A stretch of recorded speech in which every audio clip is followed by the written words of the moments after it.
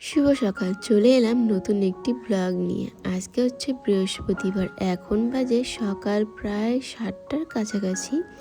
তো ঘুম থেকে উঠে পড়েছি, ওই ঘরটা ঝাড়াঝাড়ি করে চলে এসেছি রান্নাঘরে। তো রান্নাঘরে যে থালা বাসনগুলো রাত্রে ধুয়ে রেখেছিলাম সেগুলো এখন গুছিয়ে রেখে ঘরটা ঝেড়ে নিচ্ছি। তো রান্নাঘর ঝাড়াঝাড়ি হয়ে গেলে এখন যাব বাইরের গেট খুলতে, কারণ গেটটা এখনও খোলা হয়নি। আগে ঘরের কাজটা সেরে নিলাম।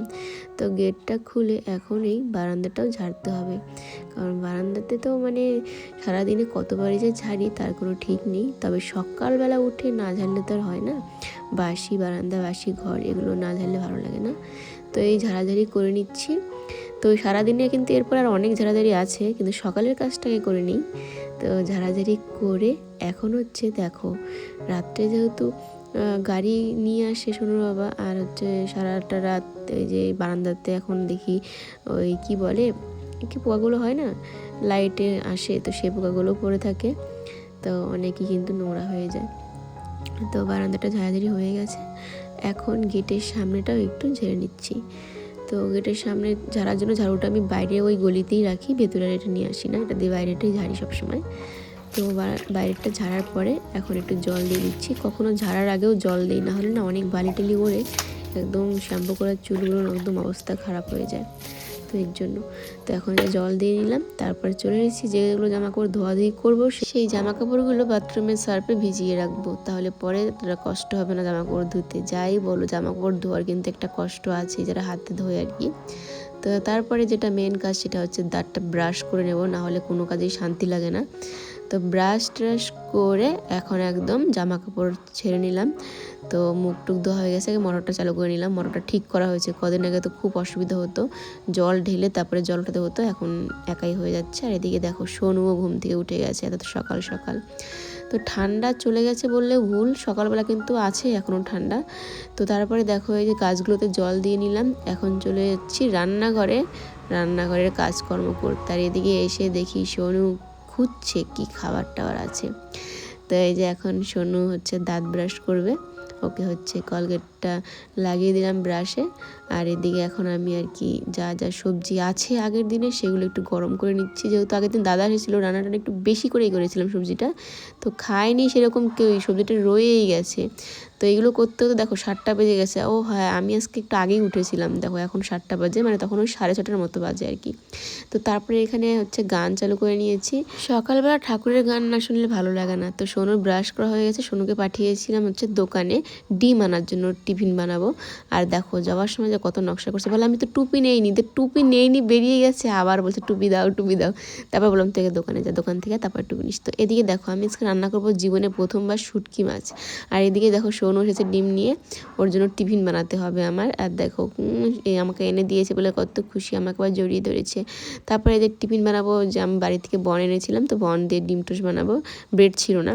আর এদিকে সোনুকে দিয়েছি হরলিক্স, আর এদিকে একটু হচ্ছে দুধ ছিল, সেটা দিয়ে আমি একটু চা বানাচ্ছি। সকালে না প্রচণ্ড খিদে পেয়ে যায়, এত সকালে উঠে কাজ করতে করতে প্রচণ্ড খিদে পায়, তো একটু চাটা খেয়ে নিচ্ছে এর জন্য। আর সোনু এদিকে তো হরলিক্স খাচ্ছে। তো চাটা খেয়ে আমি আবার হচ্ছে এদিকে সোনুর জন্য টিফিন বানাচ্ছি। দেখো বাটিটাতে কালো কালো দাগটা, ওটা কিন্তু নোংরা কিছু না, আমি এখানে একদিন না বাসক পাতার রসটা গরম করেছিলাম, আর কালোটা উঠছেই না। আর এদিকে দেখো সোনুর টিফিনও বানানো হয়ে গেছে। আর এদের টিফিন দেখতে পাচ্ছ, টিফিনে দিচ্ছি, এটাও আবার খেয়েও যাবে, এরকমই করে মাঝে মধ্যে। তো এখন সোনু একদম রেডি, স্কুল যাচ্ছে। আর সোনু স্কুল গেলে আমার মেন কাজগুলো এখন শুরু হবে। তো এদিকে দেখো শুটকি মাছটা গরম জলে ভিজিয়ে রেখেছি, আমি কোনো দিন রান্না করিনি শুটকি মাছ, আজকে প্রথম বানাচ্ছি। আমার তো একদম ভালো লাগে না খেতে, তবুও একটু চেষ্টা করাই যায়, কেমন হয় দেখি। তো সবজি টবজি সব রেডি করা হয়ে গেছে ওদিকে। এখন হচ্ছে সোনুর যে জামাকাপড়গুলো পরেছিল রাত্রে, সেগুলো আর কি সব সার্ফের জলে আর কি দিয়ে দেবো। আর তারপরে এই যে আমি একটু ঘরটার ঝেড়ে নিচ্ছি, কারণ সোনু তো যাওয়ার আগে স্কুলের যত ব্যাগে কি রাখে ভগবান জানে, সব কি ঘরের মধ্যে নোংরা করে।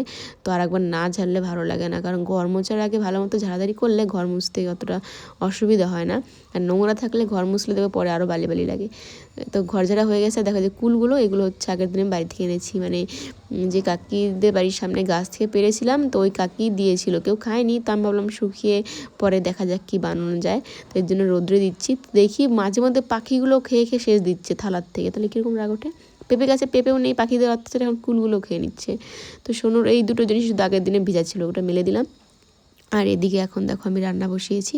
শুটকি মাছটা আগে হলুদ লবণে মাখিয়ে এখন হচ্ছে ভেজে নিচ্ছি। মানে ভালো লাগছিল দেখতে, যেহেতু ছোটো ছোটো মাছ, কিন্তু শুটকি মাছ না হলে বেশি ভালো লাগতো। রান্নাটাও ভালোই হয়েছিল, কিন্তু আমার ভালো লাগেনি, কারণ ওই শুটকি মাছের যে গন্ধটা আমার একদম বিরক্তিকর লাগে। এটা যদি শুধু মানে তাজা মাছ হতো কত ভালো লাগতো খেতে, কত মানে মজা পেতাম, কিন্তু শুটকি মাছের জন্য আমার একদম পোষায়নি। তো যাই হোক, রান্নাটা খারাপ হয়নি, ভালোই হয়েছিল। তো এখন দেখো রান্না বান্না শেষ, গ্যাসের উনান টুনান সব মোছামুছি করে নিচ্ছি। দেখো এই যে আজকে বড় ব্লগটা শেয়ার করছি, তোমরা অনেকে বড় ব্লগ চাও এর জন্য। আর এই যে যেভাবে আজকে আমি আমার দিনটা শুরু থেকে শেষ করব, রোজ দিন আমার দিনটা এভাবেই শুরু হয়, এভাবেই শেষ হয়। রোজ দিন এত বড় ব্লগ না করা সম্ভব হয় না, কারণ দেখো আজকে মানে আমি ব্লগটা করেছিলাম হচ্ছে বৃহস্পতিবারে, আর এডিট করছি আমি শুক্রবারে। মানে বড় ব্লগ এডিট করতে অনেক সময় লাগে, অতক্ষণে আমার অনেক কাজকর্ম হয়ে যায়, যার জন্য আর কি বড় ব্লগটা সেভাবে করা হয় না। আর একদিন যদি বড় ব্লগ করা ধরি, সেদিন না মানে যতই ভাবে একটু ছোটোর মধ্যে করব, ছোট আর হয় না, বিশাল বড় 1 ঘন্টার হয়ে যায়। তো সেই 1 ঘন্টার ভিডিওটাকে কেটে কুটে 10 মিনিটে আনা মানে বুঝছো 1-1.5 ঘন্টা ওখানটাই লেগে যায়। তারপরে ভয়েস দেওয়া, ভিডিওটা এক্সপোর্ট করতে তো আরও 1/2 ঘন্টা, আপলোড করতে আরও 1 ঘন্টার মতো মাঝে মধ্যে লেগে যাচ্ছে। এই ফোনে কেন জানি না, আমার আগের ফোনটা তো তাড়াতাড়ি হতো, কিন্তু এই ফোনটাতে একটু টাইম লাগে, এর জন্য মাঝে মধ্যে বিরক্তিকর লাগে। তবে ভিডিও যখন করি বা এডিট করি তখন ভালোই লাগে, কিন্তু ওই যে ওই সমস্যাগুলোর জন্য একটু মানে হয় না, একা এডিট করা, ভয়েস দেওয়া সব করতে হয় না, এই জন্য একটু অসুবিধা হয়।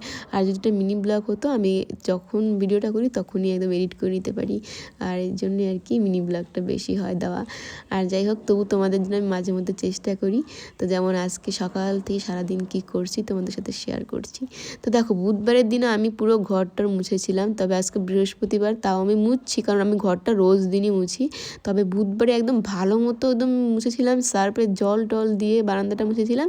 আজকে যেহেতু বৃহস্পতিবার মানে অতটা আর কি আমার চাপ নেই, শুধু মুছতে লাগবে তাই।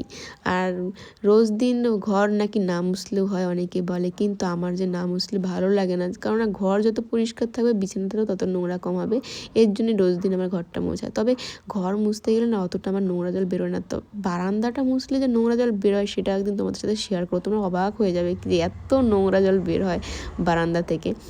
তো দেখো ঘর মোছামুছি কিন্তু এটা হয়ে গেছে, আর এখন ফ্যানটাকেও চালু করে দিলাম তাড়াতাড়ি শুকানোর জন্য। আর এদিকে দেখো আমার ঘর মোছার জিনিসটা খুলে গেছে, এক পাশে না একটা নাট হয় না, ওটা হারিয়ে গেছে, কখন আমি জানিও না, যার জন্য মাঝে মধ্যেই ওটা খুলে যায়, আজকে তো মোছার সময় খুলে গেছে, তো ভাবছি এটাকে পাল্টাতে হবে। তো ওদিকে কিন্তু বারান্দাও মোছা হয়ে গেছে, এখন চলে এসেছি হচ্ছে রান্নাঘরে। রান্নাঘরে একটু তেল তেল ভাবটা হয়, এর জন্য একটু লাইজলের জলটা দিলে ভালো হয়, তেল তেল ভাবটা চলে যায়। তো এই জন্যটা দিয়ে একটু ভালো মতো মুছে নিচ্ছি। আর সোনু আসার টাইম মোটামুটি হয়ে গেছে, এখনও আমাকে স্নান পুজো বাকি আছে। তখন কটা বাজে, 11টার মতো, সোনু আসাতে অনেকটা দেরি আছে আর কি তখনও। তো আর কি ভাবি যে ঘড়ি তখন দেখছিলাম না, তাই জন্য ভাবছিলাম না সোনু চলে আসবে। তারপরে আর কি মোছামুছি শেষ করি। আর এদিকে দেখো একদিকে মুছতে মুছতে কিন্তু আমার বাথরুমের সাইডটা আর কি শুকিয়েও গেছে। তো এখন এই যে রান্নাঘরের সামনেটা একটু ভালো মতো মুছলাম, যেহেতু এখানে গাড়ি থাকে না, এই জন্য এখানে নোংরাটা বেশি হয়। আর এদিকে দেখো নতুন বস্ত্রটা দেওয়ার পরে কত ভালো লাগছে, বালি বালি ভাবটা কমে গেছে। ওদিকে দেখো শুকিয়ে গেছে, এদিকে ভিজে ভিজে। এখন দেখো কটা বাজে, 10:30 বাজে। ভাবছিলাম যে অনেক দেরি হয়েছে, কিন্তু না, 10:30 থেকে স্নান করতে করতে 11টা বেজে গেছে। তো দেখো জামা কাপড় ধোয়াধুয়ি করেছি, এখন হচ্ছে ফুল গাছ থেকে ফুল ফুটছে, কতগুলো ফুল ফুটেছে আজকে দেখো, সাদা ফুলগুলো। তো ফুল তুলে নিলাম, ফুলগুলো না বেশি বড় হয় না, ছোটো ছোটো, তবে অনেকগুলো করেই ফোটে মাঝে মধ্যে দেখি। এদিকে থালা বাসন আগের দিন সব মানে মেজে রেখেছিলাম, এখন ফুলগুলো ঢেলে নিচ্ছি। দেখো কীরকম ছোটো ছোটো ছেঁড়া ছেঁড়া ফুল দেয়, কী লাভ হয় ওগুলো দিয়ে। আর এদিকে দেখো ঠাকুর ঘরের সমস্ত কিছু আমার গোছানো হয়ে গেছে, এখন পুজো দেওয়াও হয়ে গেছে। বৃহস্পতিবার পুজো না দিলে একদম ভালো লাগে না। আর এইসব করতে করতে 11:30 বেজে গেছে, খাওয়া দাওয়া করেছি, তারপরে সোনু এসেছিলো, তারপর দুজনে ঘুমিয়েছিলাম। আর এখন দেখো বিকেল বাজে 5টা, এখন আমি আর সোনু যাচ্ছি ওই বাড়িতে, মানে সোনুকে টিউশনে নিয়ে যাচ্ছি। আর দেখে সোনু দেখো একা জুতো পড়ছে, সোনু কিন্তু অনেক বড় হয়ে গেছে, এখন দিন দিন অনেক কাজ করতে পারে। আমার সেই ছোট্ট মাঠটা দিন দিন সত্যি বড় হয়ে যাচ্ছে। মাঝে মধ্যে যখন পুরোনো ব্লগগুলো দেখি তখন বোঝা যায় যে সোনু কতটা বড় হয়েছে। দেখো রাত্রে আমি বাড়িতে এসেছি 8:30টার দিকে, এসে আগে সোনুর ব্যাগ থেকে বই খাতা বের করে ওই স্কুলের যে বইগুলো আছে সেগুলো গুছিয়ে দিচ্ছি, না হলে সকালবেলা না ওগুলোর মানে মনে থাকে না মাঝে মধ্যে, এই জন্য রাত্রেই আমি বইটই গুছিয়ে দিই, তাহলে সকালে অত চাপ থাকে না, রান্না করে চলে গেলে আর এগুলো মনেই পড়ে না আমার। এই যে বইটই গুছিয়ে দিলাম, এদিকে সোনু টিউশন থেকে যা হোমওয়ার্ক দিয়েছে ওই হোমওয়ার্কগুলো করতে বসেছে। মেয়ে আমার লক্ষ্মী একদম। তো রাত্রিবেলা একটুখানি বাজার করে এনেছিলাম পরের দিন সকালের জন্য, ভাত বসিয়ে দিয়ে এখন আমি সবজিগুলো রেডি করে রাখছি পরের দিন সকালের জন্য। তো এইভাবেই আজকে সারাদিনটা কেটে যায়, পরে আর ব্লগ করার আমার কথা মনেই ছিল না। তো চলো আজকের ব্লগটা এই পর্যন্ত, ভালো লাগে লাইক করো, নতুন চ্যানেলটা সাবস্ক্রাইব করে পাশে থেকে দেখা হবে নতুন একটি ব্লগের সাথে। ভালো থেকে সুস্থ থেকো।